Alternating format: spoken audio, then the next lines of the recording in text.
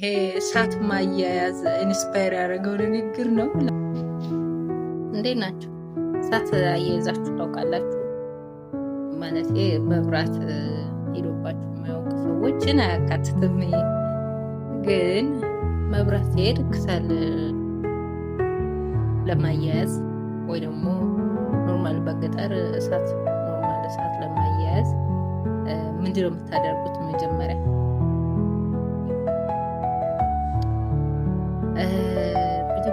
ትናንሽ እንጨቶችን በጣም ቀጫጭን እንጨቶች ከዛ ክብሪቱ ኢቭን ቀጭን ነው በቀላሉ ሊያያዙ የሚችሉ ትናንሽ ነገሮችን ሰብስበን ነው አይደለ እሳቱን የምናያይዘው።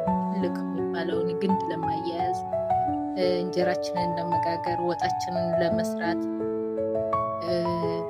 እንደዚህ አይነት ነገሮችን ለማድረግ መጀመሪያ እነዛ ትናንሽ ቀጫጭን እንጨቶች መኖር አለባቸው። ይሄ ማለት መጀመሪያ ትልቁ ከሚነደው ግንድ ውስጥ መፈለጥ ያለበት እንጨት አለ ማለት ነው። ያ ከተፈለጠ በኋላ ስብርባሪው እንደማያያዣ ይጠቅማል አይደለ? ይሄንን ሳደርግ ምን ሀሳብ መጣልኝ መሰላችሁ?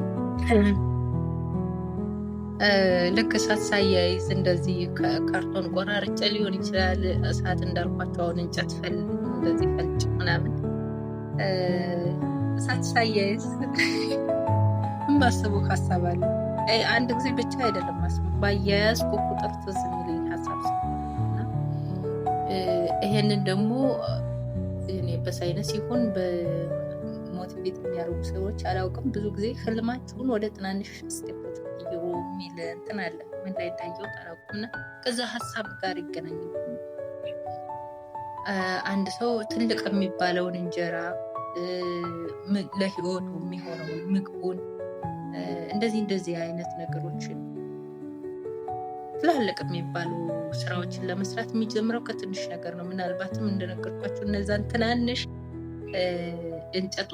እንጨቶች ከመሰብሰብ ከዛ ነው ተያይዞ ወደምንፈልገው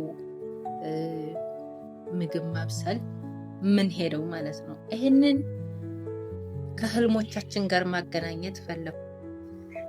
ሁሉም ነገር የሚጀምረው ከትናንሽ ነገር ነው። ከአንድ እርምጃ ልትሉት ትችላላችሁ፣ ከሀሳብ ልትሉት ትችላላችሁ መጀመሪያው እና እያንዳንዱ ህልሞቻችንን መኖር ከፈለግን ማለት የፈለግኩት እዚህ ትላልቅ ህልሞች ካሉን መኖር የምንፈልጋቸው ህይወቶች ካሉን ማሳካት የምንፈልጋቸው ትላልቅ አሪፍ የምንላቸው መልካሙ ነገሮች ካሉን ወደ ትናንሽ ነገሮች ቀይሯቸው። በግዝፈታቸው ጭንቅላታቸው ውስጥ ሆኖ ስታክ ብቻ ሆኖ አይቀርም። በጣም ወደ ትናንሽ ለምሳሌ እስከ 5 ዓመት የሚጨርስብን ከሆነ ወደ 1 ዓመት ክፍፍሎች ሂደቱን ቀይሩት። ከዛ የአንዱን ዓመት ወደ ወር፣ የወራቱን ወደ ሳምንታት፣ ሳምንታቱን ወደ ቀናት፣ የቀናቱን ደግሞ ወደ ሰዓታት፣ እንደዛ እያደረጋችሁ ከደቂቃዎች ጀምሩ። ከደቂቃዎች ከተጀመረ በኋላ እኔ ይሄንን ለራሴ ጭምር ነው የምለው፣ ለራሴ ለእናንተ ብቻ ሳይሆን ለራሴም ጭምር ወደ ትናንሽ ነገሮች መቀየር አለባቸው። የምናስባቸው ሀሳቦች ትላልቅ ልንሰራቸው ያስብናቸው ነገሮች በሙሉ ከትናንሽ አክሽኖች ነው የሚጀምሩ። እንዳልኳቸው እነዛን ትናንሽ እንጨቶች ከመሰብሰብ እነሱን እንዲቀጣጠሉ አንድ እንጨት ከማያያዝ። ስለዚህ ህይወታችሁን ለመኖር ህልማችሁን ለማስተካከል ከመጀመሪያዋ ደረጃ የመጀመሪያዋን አንድ እርምጃ ከመራመድ ነው የሚጀምረው እና ይሄ እሳት ማያያዝ ኢንስፓየር ያደረገው ንግግር ነው። ለማንኛውም ከጠቀማችሁ ውሰዱት።